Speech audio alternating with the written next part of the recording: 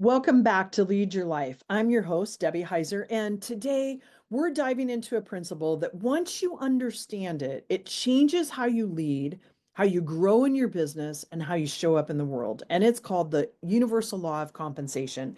And let me tell you, it's not just about money. It's about your energy, your growth, and your service, and how all of that expands the moment you understand it. So listen in and we'll talk about this law.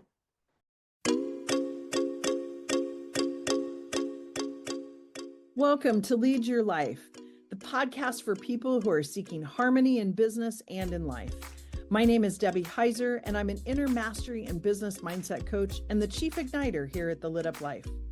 I feel an urgency to help people let go of past messaging so that they can make a lot of money doing what they love without sacrificing what they value most. Welcome. We're glad you're here. Straight from the corners of my mind. Hey, welcome back this week. This week, as I mentioned earlier, we're getting into the law of compensation, and I want to kind of break it down a little bit for you and let you know, like, we're going to really look at what this law means. We're going to also really investigate how does this apply to your life and to business, and then what are some inspired actions? Because there's a lot of times that I'll listen to people and I don't ever come back with any actions that I want to do. So let's dive in. My name is Debbie Heiser, and I help entrepreneurs make a lot of money doing what they love to do without sacrificing what's important to them. And this law is so critical to that. So let's dig in. What is this law of compensation? The kind of definition that I came up with after studying and researching these laws is that really you're compensated according to the need for what you do. So, what you do and the need for that, your ability to do it, and the difficulty there is in replacing you. So, we're going to break down each one of these. And I want you to understand that this isn't just about doing more, right? Like we focus a lot on what are we doing? What kind of goals are we achieving? Where are we going? It's really about becoming more, right? We're human beings, not human doings. And so we're going to look at what this means about becoming more. So it's about becoming so grounded in your value, meaning not only you as a person, because it's hard. I was meeting this morning with someone. We had a 2 hour kind of mini VIP day. It was early, 6:30 in the morning. And, she kept saying, I know that I'm worth this. I know this, that I have value here, but yet she knows it, but she didn't believe it. So it's about grounding in your value, both personally, because you have to believe you're worth it, particularly if you own a business.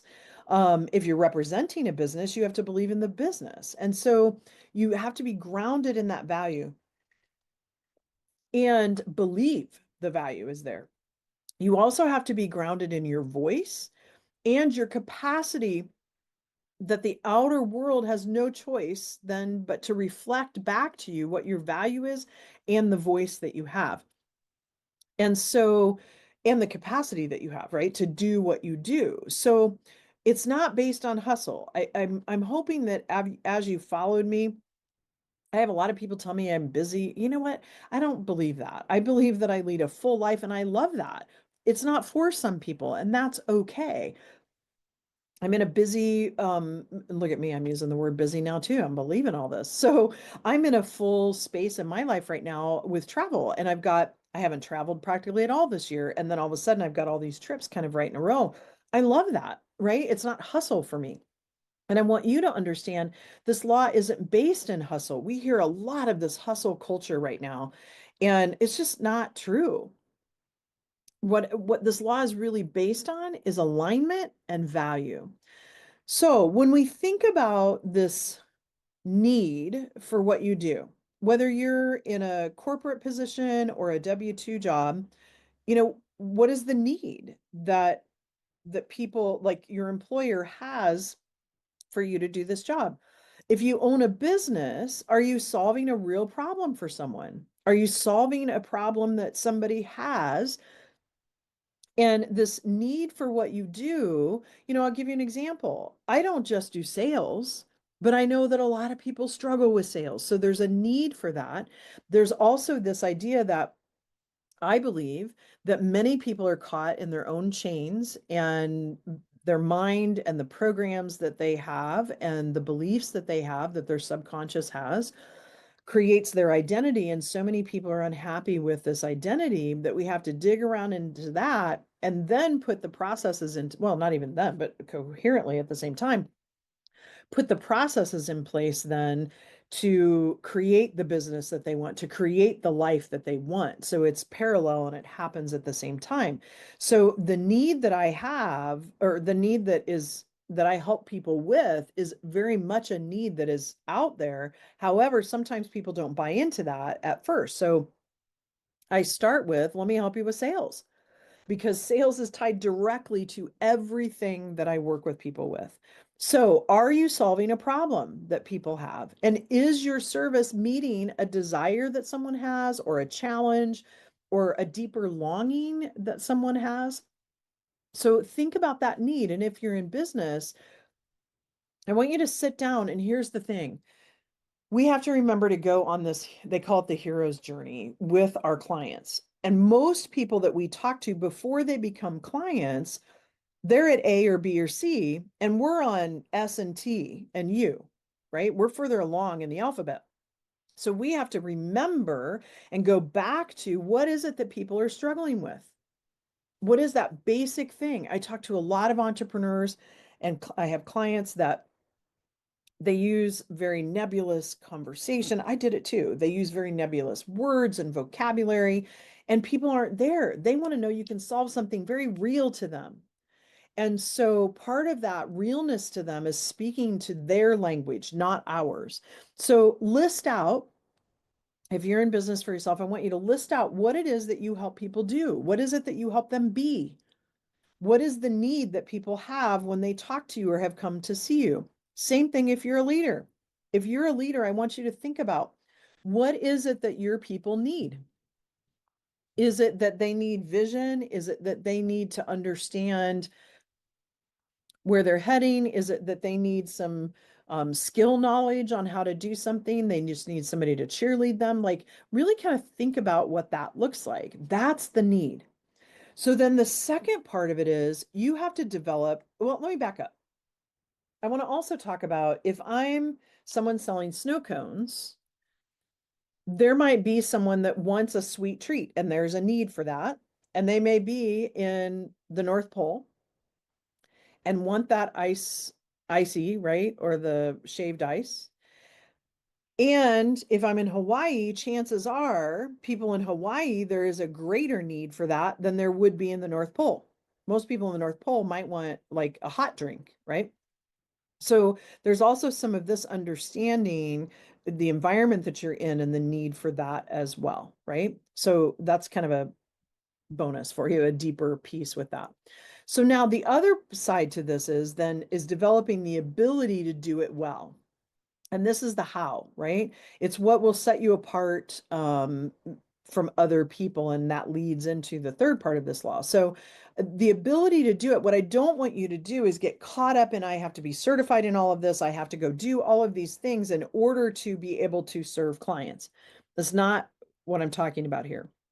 What I'm talking about here is, as you continue to level up, you're going to continue to add more value. You're going to continue to look at and figure out that your ability is getting better and better at something.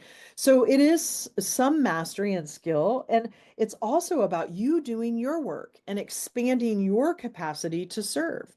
So you're compensated for what you do, how well you do it. So, and keep in mind, you got to stay out of the comparison game when you do this too, because I'll give you an example. I just spent a weekend with Peter Crone. He is magic. He is magic when it comes to coaching. And I learn from him every time I'm around him, every time I listen to something, every time he just started a podcast and I've already listened to the first episode. Every time I listen to anything that he has, I'm learning for myself and growing and healing for myself, but I'm also listening to how he coaches and this mastery that he has with coaching. And so it's about continuing to grow your own self and continuing to grow your skills and learning more and more about how to serve your clients. I mentioned online and on my socials, there's something that I'm getting ready to launch and send out here in the next month or two about vitality and wellness that I've been using. And that's just another way that I'm adding value, right, to my client, which then also goes into the third part of this. The law of compensation says you're compensated for what you do, how well you do it, and how difficult it is to replace you. So here's the thing. This whole idea also of the how and this difficulty in replacing you is that you're not generic. You are you. You bring something very unique to it. There are 1,000 coaches out there, a gazillion coaches out there. The people I have in my circle are attracted to me because I bring my full expression and something resonates with them. The same thing with Peter Crone. The people that show up and listen to him or are under his tutelage are people that connect with what he's having to say because it's his full expression, right? So I want you to think about, what do you bring to the table that's different than other people? It could be your experience. You could have gone through some of the same things that you're teaching on or coaching on or providing a product for, right? I've talked to some people, like I had a client one time, he opened a health food store because his son had celiac, and at the time there were no gluten-free options. And so he filled a need for his family that also filled a need for other people. Excuse me. And so as you look at that, it was difficult to replace him because where I live, there were no other options, right? He continues to evolve because more gluten-free options are out there, more stores are carrying those. So it's really then too about, how do you magnetize people to what you do versus being in the hustle and chasing. So it's that law of attraction too. So that's kind of what the law of attraction is. Now, we're going to take a quick break, and then I'm going to come back and talk a little bit more about the law of sacrifice, how you become too big for where you are, and give you some practical application. So we'll be right back. I want to give a quick shout out to my favorite online community for women entrepreneurs. It's called Build Her. If you've craved a space to connect with other women who truly get the journey, this is your space. We go live monthly for in-depth training on all things business, and it's where you'll get the latest news from the Lit Up Life first. Plus a chance to swap stories, tips, and triumphs with an amazing community of women. It's welcoming, it's fun, and it's where we cheer each other on through every up and down of entrepreneurship. Join us and let's build each other up. Check it out at thelituplife.com/buildher. Okay. We're back, and I want to talk a little bit about this whole law of sacrifice too, and becoming too big for where we are. So here's a concept I really want you to sit with. In order for us to receive more, so this is about us receiving compensation, you have to become too big for your current place. Now, I will tell you, every day, every minute, every hour, I'm a different person. And when I left on Friday, and I showed up then. I actually got there 45 minutes before it was over. I thought I was going to miss the whole thing on Friday evening because of a flight delay.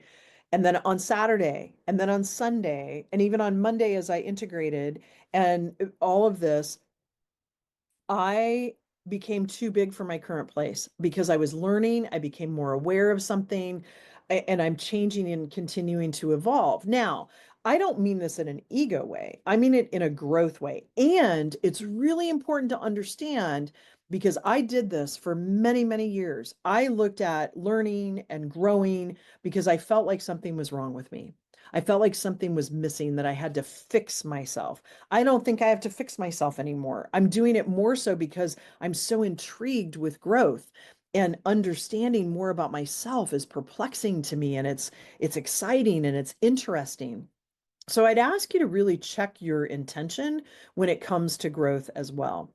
Now, when you become too big for your current container, this is the law, and I hate that they use the word sacrifice, but it's really the law of sacrifice. And as you level up, right? As you move from your current container, whether that's your role, your pricing, your programs, even habits, you naturally move into something larger. And I don't want you to get freaked out by the word large either. Some people get kind of wigged out about that. What it could simply mean is that you shift your offers. Maybe you rewrite some boundaries. And I don't love that word boundaries. So you rewrite and know you have more clarity around what it is that you're available for. You're leading from a more embodied, powerful place. You step into bigger visibility. I know that's a scary thing for people. And you step into greater impact. As an example, I'm getting ready to fly out again on Saturday. And again, this is airing about a month later, but I'm getting ready to fly out Saturday. And I don't know Andrea Franco from anything other than from what I've heard from my marketing guru and from the things I've seen online. But I knew it felt in alignment to work with this woman. So I sat on it. I'm not going to lie, for a couple of weeks. And finally, I'm like, why am I sitting on this? I know I'm sitting on this. I'm getting ready to level up and it's scary, right? And it's like, okay, I'm going to pause and like hold on and think about this. Well, that just sucks energy out of you. So I made the decision. I'm already up leveling. Things are already happening to get me into this next level. So, it does stretch you. It can be scary. And when you outgrow something. And I will tell you, sometimes it is relationships, but it's outgrowing maybe how you're currently doing a process. It's moving, like for me, when I moved from corporate, it's, when I decided to offer a retreat and do a retreat. I'd never done retreats before. It's when I decided to do a mastermind, and it was a much more intimate group and it required a lot more planning to do these trips. So it's all of those little, well, they're not even little. I don't even like to say little or big, but there's all those things that you shift. That is this law of sacrifice. That is this becoming bigger than your current place. So how does this work in? I also want to tie in the work of cause and effect and this energetic return that happens. So here's something a lot of people forget. The compensation that you're currently experience is based on actions, and hopefully they were inspired actions that you took in the past. I don't want to spend a lot of time in the past or in the future, because the past creates depression, the future creates anxiety. We need to be present in the day to day. But what I'm doing today does have an effect. And for me, it's about a 90-day cycle of someone experiencing me, getting into my circle, potentially then wanting to sign up for an October retreat or wanting to work with me privately. So I want to say this again, right? Like, the present is the result of the past, and that's the law of cause and effect. And we're always in effect. Excuse me, I always mess that up. We're always in cause. It just depends on what effect we want. So when you think about that and the choices that you are making today, right? Brian Tracy says your job is to institute the causes that are consistent with the effects that you want to enjoy. That's why I ask people to define, what is it that you really want?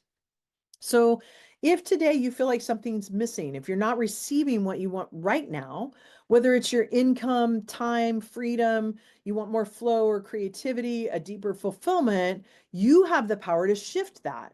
You shift that by changing what you're planting today. So being present in today and doing the actions that get you closer to where you want to be.